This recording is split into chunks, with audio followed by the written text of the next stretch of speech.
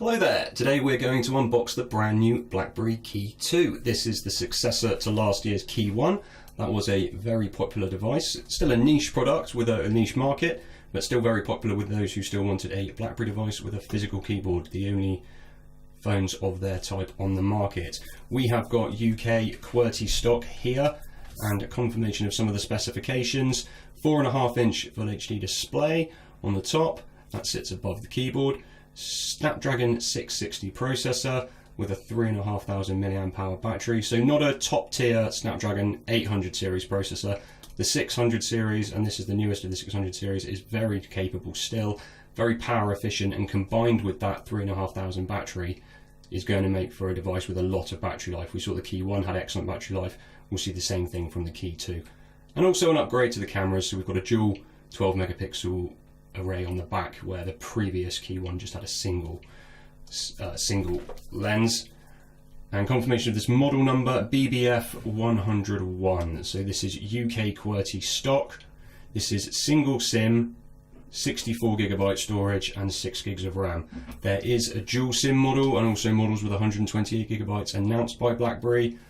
They've told us that that model 128 GB and dual SIM may come to the UK later this year.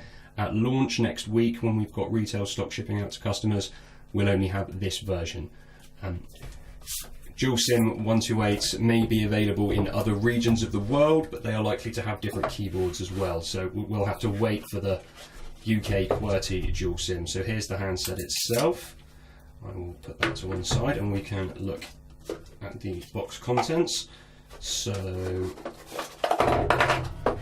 first up we have the paperwork in there on your SIM card tray. We've got the UK 3-pin charger, so if you buy from another region you'll get your regional charger. Confirmation there on the charging, so it's got intelligent charging, 5 volt, 9 volt, 12 volt adaptive charging with that block. Set of in-ear headphones, WH-70 BlackBerry headphones with BlackBerry branding on the buds. And a USB-A to USB-C data and charge cable. Onto the phone itself. First impressions are it's very similar to the KEY1. We'll do a comparison video of the KEY1 after this. I'll get KEY1 down, put them side by side, and we can see the exact differences. But first impressions are very similar, albeit quite a bit lighter in the hand. Instantly I can realise this is lighter than the KEY1. The chassis is different and the materials are different. The back of the phone using a rubber tactile finish. Not quite as metallic or square as the KEY1 either. We've got some more rounded edges and a slightly more tactile plastic coating on top of the chassis. The keyboard itself, so we've got a full QWERTY keyboard. The spacebar has an integrated fingerprint scanner, which is also present on the KEY1, so that's unlocked with my fingerprint. The keys layout is exactly the same, except for down here we've got this tasking button. You can assign shortcuts and you can open apps quickly by pressing the shortcut key followed by any key on here. So for instance, if you wanted Facebook, you can go this and F. You can do that with another keyboard shortcut set out as well.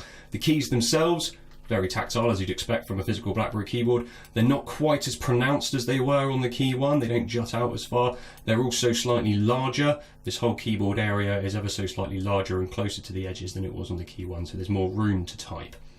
Going down the sides of the phone, the left-hand side is very clean, apart from the SIM tray there on that side and an antenna line. On the right-hand side, we've got the volume, the power, and the BlackBerry convenience key. So the power button has got raised edges here, so you can differentiate that by touch to the convenience key. The convenience key can be set up to launch apps as well with a single touch or a double tap. With the KEY1, those were on opposite sides. The power button was here and the convenience key was here, and some people found themselves hitting the convenience key thinking it was power and it wasn't. So now they're both on the same side and the power key is more obvious to the touch. 3.5mm headphone jack and microphone on the top. USB-C and dual speakers on the bottom. And here is the 4.5-inch display. I've got a pin on there. If I tap here, we'll go in. There we go. So that's my fingerprint sensor on the base, and a very clean Android 8.1 installation out of the box. You do get BlackBerry apps, so there's a drawer to the right hand side. This is present on all the recent BlackBerry Android devices, where you can assign shortcuts and productivity style applications here on this drawer. There is the BlackBerry Hub, there's BlackBerry Detect security apps, and a few other apps on there. Aside from that though, it's fairly clean Android with Google applications. You might consider the BlackBerry apps to be bloat, but those who like BlackBerry apps will say that's the point of getting a BlackBerry phone. Aside from that, very power efficient device. The BlackBerry KEY2. Stay tuned, we will have a comparison with the Key 1 shortly. Thanks for watching.